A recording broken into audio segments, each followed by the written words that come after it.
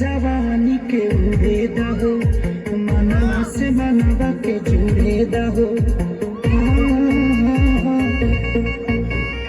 ठीका जवानी के उड़े दहो मनवा से मनवा के जुड़े दहो आज सुते दरिया तान के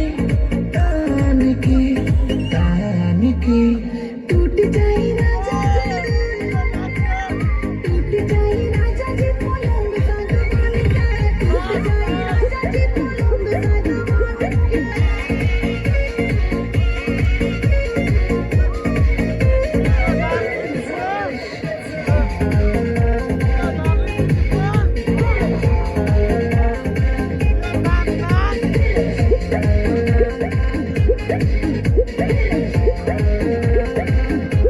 छुए द बदन की देखो न पटन की चादर बिछा दे हमी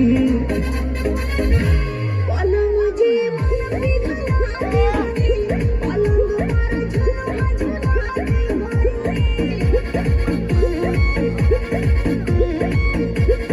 छुए द बदन की देखो न पटन की चादर बिछा दे हमी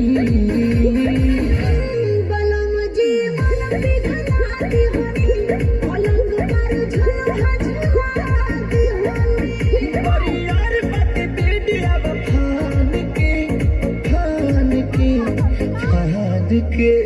टूट जाए राजा जी, टूट जाए राजा जी पलंग सा जवान के, टूट जाए राजा जी पलंग सा जवान के।